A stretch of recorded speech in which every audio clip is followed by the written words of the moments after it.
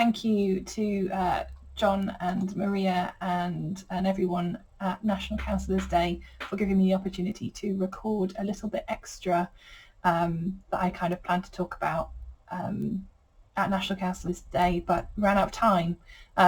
So for any of you who are interested, for those who don't know about the National Counselling Society, so we are a member-led grassroots membership organisation / professional body, with our decision-making being very much in the hands of our members.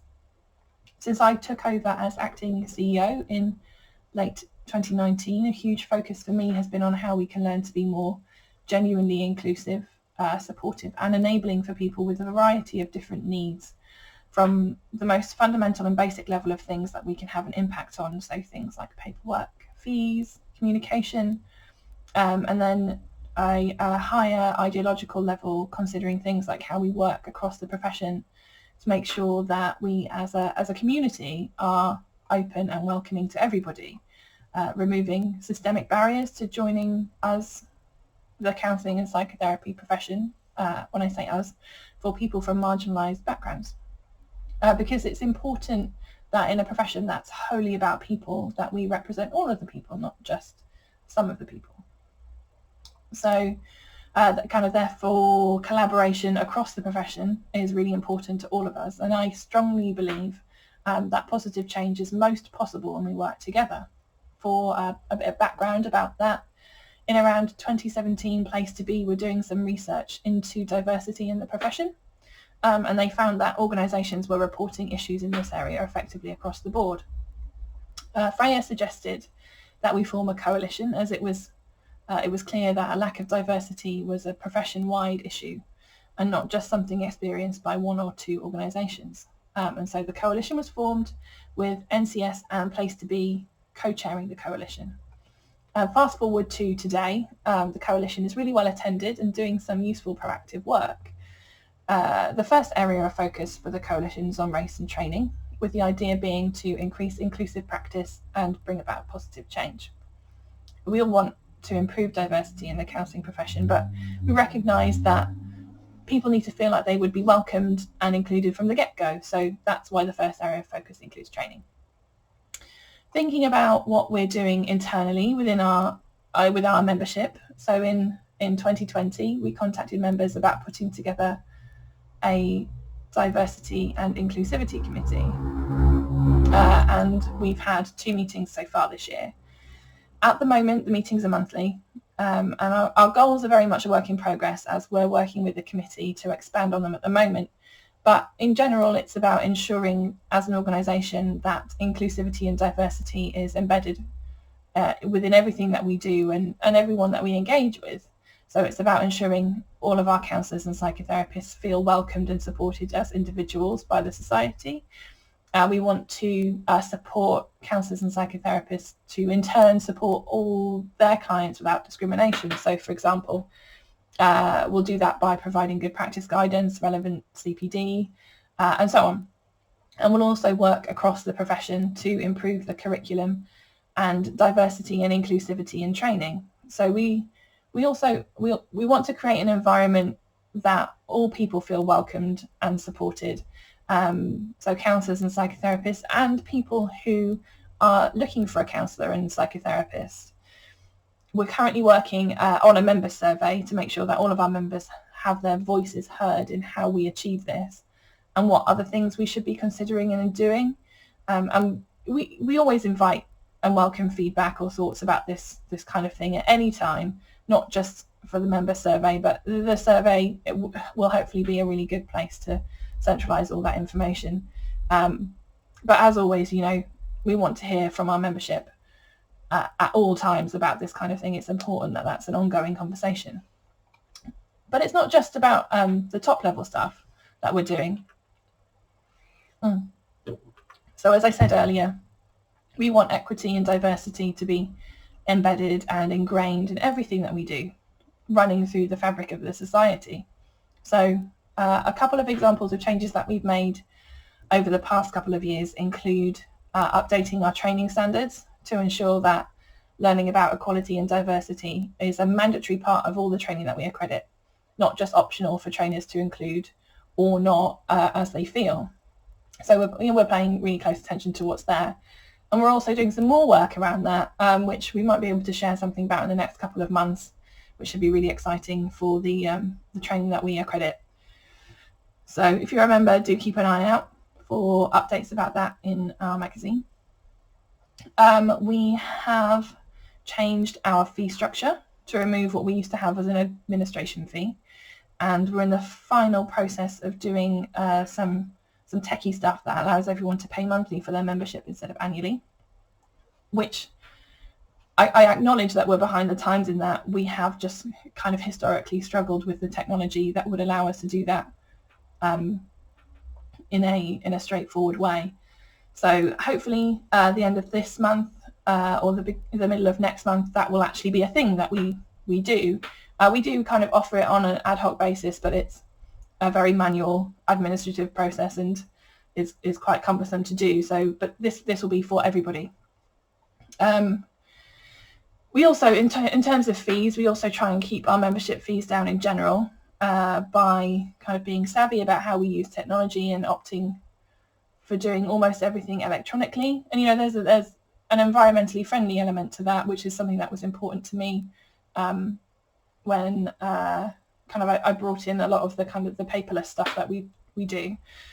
So for example, our magazine is all electronic. Our certificates are all done electronically now. If someone wants a paper copy of something, though, obviously we can provide that. That's not a problem. Sometimes there is a need for a paper copy of something, but it does, help in general keep costs down, which means that costs are lower for counsellors and psychotherapists who want to join the NCS. We also, we have a relatively small team of people. I think there are there are about 14 of us, but they are incredible at what they do and are so dedicated and passionate about counselling and psychotherapy, about counsellors, about the society. So we really managed to achieve a lot as a small team. The other thing I want to talk very quickly about oh, sorry, my throat doesn't like me talking very much. Is accessibility. So accessibility for those who have other needs is something that I'm really passionate about supporting, and I'm always learning more about it. So we've been publishing text-only versions of all of our new documents, including our magazine, and we're now working through back editions of everything and making those text-only as well. We've had an audio copy of our Code of Ethics available for years now. That's on our YouTube, and it's linked to the top of our Code of Ethics. And we have large format Braille and audio versions of our application forms. So I think we brought all those in 2016 when I was managing the administration side of the society. So now that we're doing more videos of interviews, making sure that each one is subtitled so that if someone is deaf or hard of hearing, they don't have to miss out. We offer oral presentations to those who struggle with forms and writing, or alternatively, our membership services team will help fill out forms over the phone and then post them out for checking and signing. So we're really flexible in terms of how we can support people, and we're always open to learning about what works for each individual. I think over the years we've really learned that one solution for a problem doesn't work for everybody. So it's just a case of checking in with people to figure out how best that we can support them, kind of get through any barriers that there might be, any particular frustrations. Some things are just simply frustrating, and we're just so open to learning about how we can make that stuff easier and less burdensome and irritating.